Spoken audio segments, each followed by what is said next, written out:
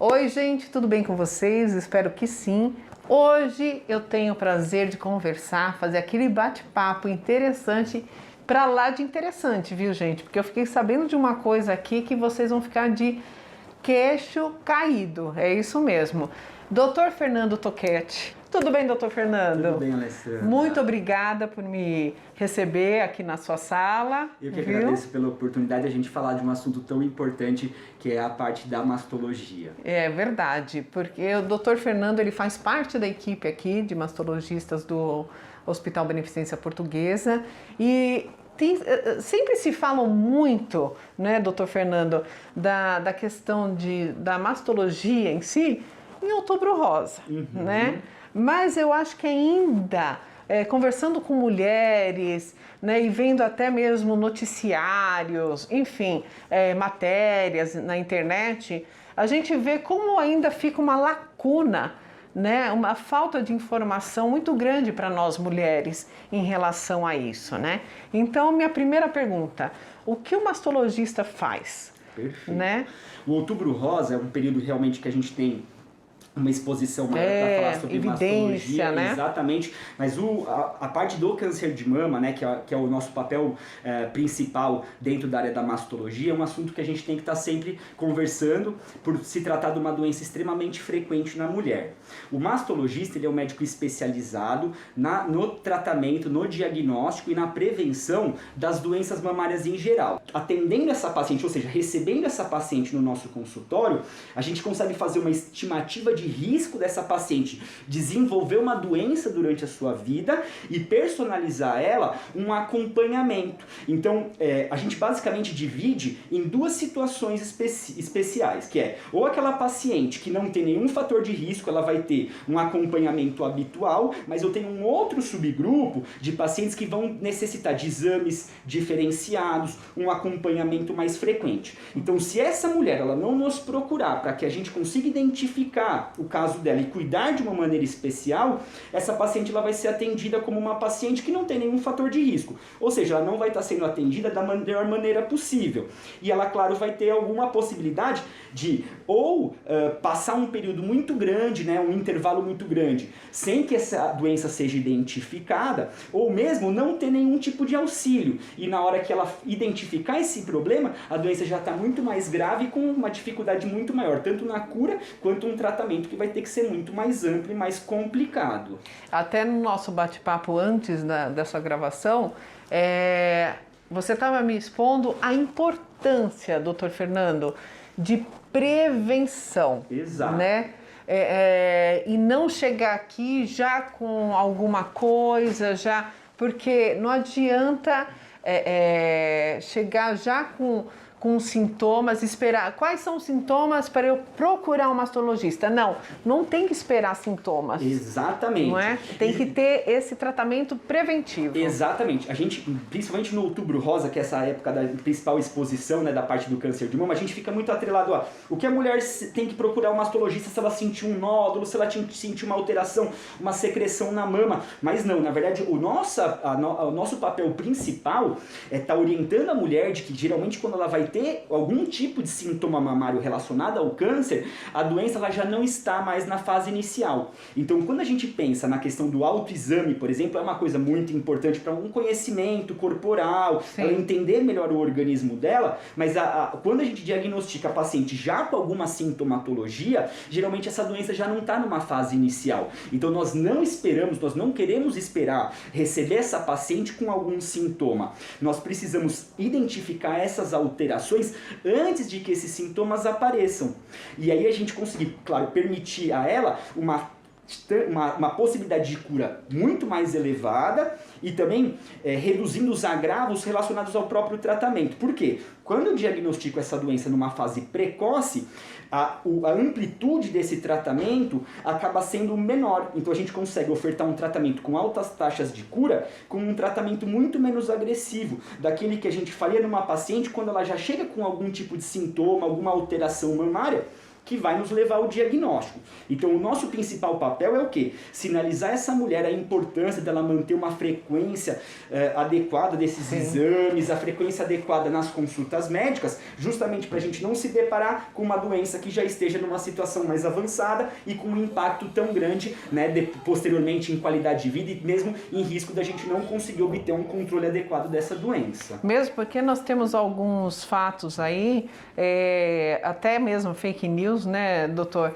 Falando, tem muitas mulheres que não fazem, né, a mamografia, tem medo, tem a questão dos fake news aí falando que na hora que aperta pode estourar o câncer e o câncer se espalhar. Enfim, tem várias coisas aí que não procedem, que não são verdadeiras, né, doutor? Exatamente. Hoje a gente tem como o carro-chefe, né, para diagnóstico do câncer de mama, a mamografia. Às vezes a mulher ela entende a mamografia, é um exame muito antigo, poxa, não tem nenhuma inovação, alguma coisa que eu consiga evitar de fazer a mamografia, e na verdade não. Hoje ainda a mamografia ele é o exame mais importante para o diagnóstico precoce do câncer de mama, né? E a gente tem, claro, fases adequadas para que esse exame se inicie. A mamografia a gente geralmente vai iniciar aos 40 anos, né? Então a mulher vai iniciar as suas mamografias aos 40 anos. Isso, como eu tinha passado anteriormente, isso na população geral. Então, quando eu vou ter situações especiais, como aquelas questões dos fatores de risco, às vezes a mulher vai ter que começar a fazer esses exames antes dessa idade.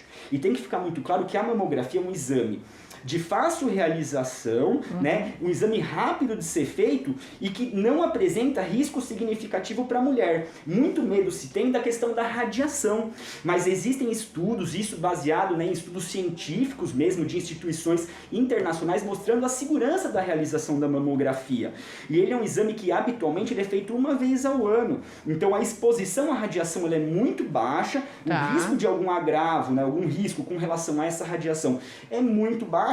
Então o que a gente vê claramente? Que o benefício em se realizar esse exame é muito maior. Porque se a gente conseguir diagnosticar uma doença precoce, essa paciente vai conseguir ter uma chance de cura muito mais elevada. Sim, com certeza. Aliás, doutor, você colocou um ponto muito importante em relação que deve ser feito a partir dos 40 anos, né? A mulher, a partir dos 40 anos, deve começar a fazer a mamografia. Só que no SUS seria a partir dos 50. Exatamente. Porém, tem aí um parênteses, né? Que seria o que a gente já estava falando antes, que são os fatores familiares. Exatamente. Porque o senhor você está me falando, desculpa, porque é muito novo, mais novo do que eu, que já apareceu, você tem paciente de 18 anos. Exatamente, né? Exatamente. Então, assim, alguns alertas, principalmente a questão de uma alta incidência, né, de casos numa família, principalmente de casos de câncer de mama, vão nos sinalizar o quê? Um risco dessa mulher ter câncer de mama numa idade mais precoce. E como nós não temos nenhum exame adequado e dedicado para as mulheres abaixo dos 40 anos, a gente não consegue habitualmente identificar a doença numa fase precoce nesse tipo de paciente que tem abaixo dos 40 anos de idade. Daí a importância da gente sinalizar para a população de que uma mulher que tem algum fator de risco familiar deve sim procurar um auxílio, uma orientação de um mastologista para ela avaliar as necessidades dela, porque a gente, como eu falei, personaliza o acompanhamento para essa paciente de acordo com a necessidade dela. E alguns exames, inclusive, por exemplo, a própria mamografia, ela às vezes vai ser complementada com outros exames especificamente para essa população. Então a gente sempre vai querer que essa paciente nos procure numa situação de que ela não sinta nenhuma alteração mamária, eu a selecione, defina para ela os exames que são necessários e a frequência do acompanhamento, para quê? Para eu poder tá colocando nessa rotina dela as necessidades voltadas para ela. Então é um acompanhamento totalmente personalizado.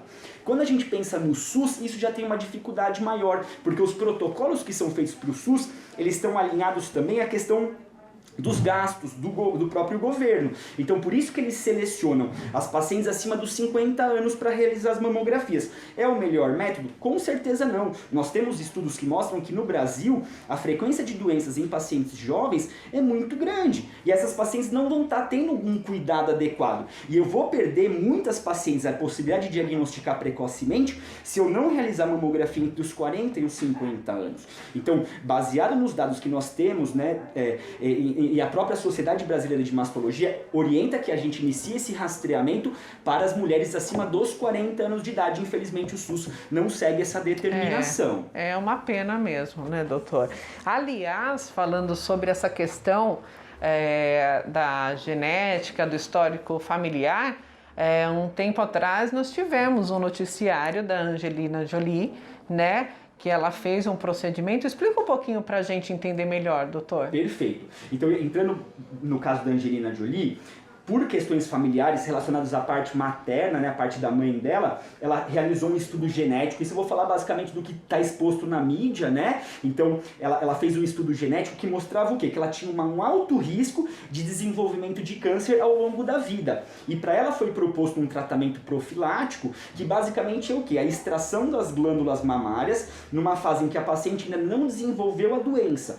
E a gente consegue, nessa situação, fazer uma cirurgia muito mais preservadora, porque ela não tem doença, e inclusive repor aquele volume de mama que foi perdido da glândula mamária por uma prótese mamária. Então ela vai ter um resultado estético adequado, né, um bom resultado estético, e ela vai reduzir de maneira muito significativa o risco de desenvolvimento de câncer no futuro. Então, se esses estudos, essas avaliações, elas não forem feitas, essa paciente geralmente vai nos chegar lá na frente com uma doença em atividade, muitas vezes uma doença agressiva, porque essas doenças hereditárias, elas geralmente não são identificadas em exames habituais, né, preventivos. Então, muitas vezes essa paciente vai chegar numa situação de uma doença mais agravada. Então, o caso da Angelina Jolie foi um marco muito importante pra gente, por quê? Por conta da exposição da mídia. Isso. E isso facilitando para nós mostrar a importância da identificação desses casos pontuais, que são casos realmente que não são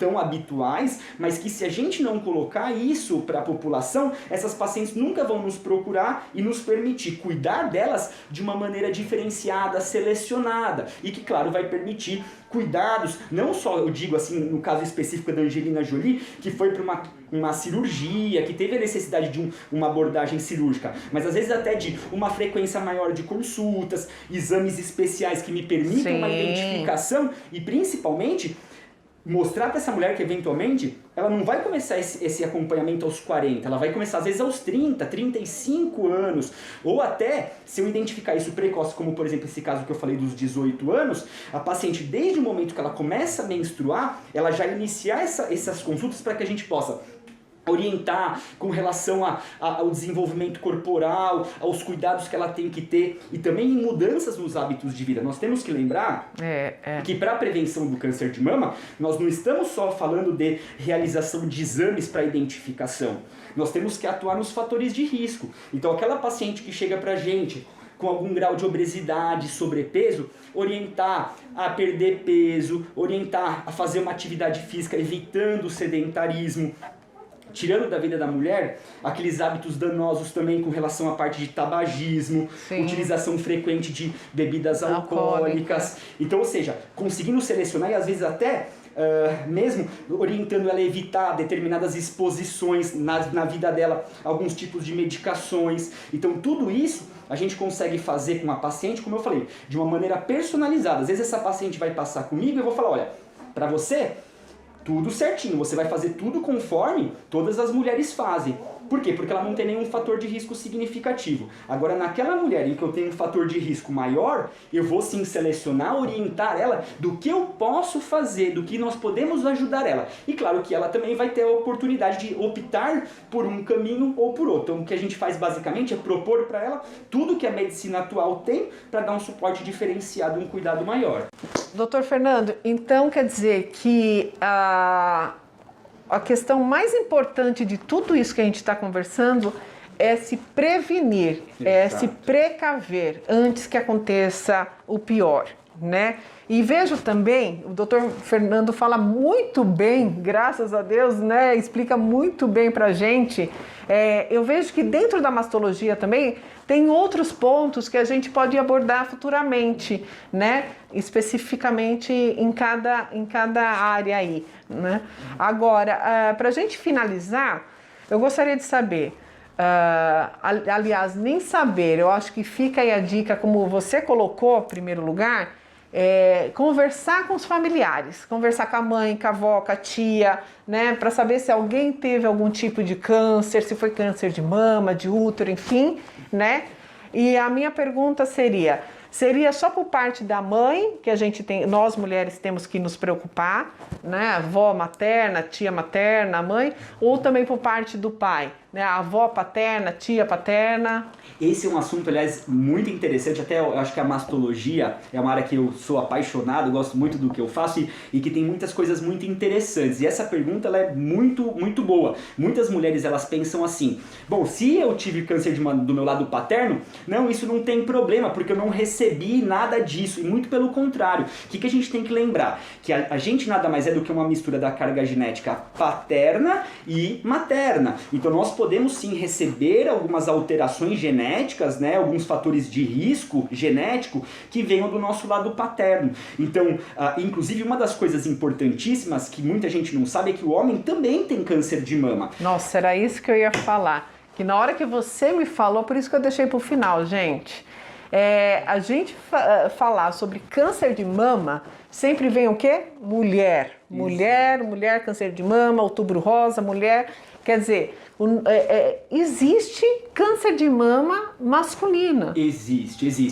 Na verdade, o homem também sofre com vários tipos de doenças mamárias e entre elas também o câncer de mama. É uma doença mais rara, né? Tá. Estimado mais ou menos para cada 100 mulheres um caso de câncer de mama masculino. Tá. Então é uma doença menos frequente, mas o que acaba acontecendo? Pela falta de informação, muitos desses homens, a partir do momento que apresentam às vezes até alguns sintomas da doença, negligenciam, porque nunca vem à cabeça a probabilidade do câncer de mama. Você sabia? Porque eu não sabia, sinceramente. E até por isso que é muito frequente a gente receber esses casos numa situação já muito agravada da doença. Tá. Porque o homem sempre vai achar, foi porque eu tomei uma bolada jogando futebol, eu devo ter sido alguma coisa muscular do meu trabalho. Ele vai negligenciar e quando nos procura para uma avaliação, essa situação já está numa condição muito mais agravada. Então sim, existe o câncer de mama masculino. Numa situação de câncer de mama no homem também, já sinaliza uma preocupação grande com a própria família, porque o câncer de mama masculino está muito relacionado também a fatores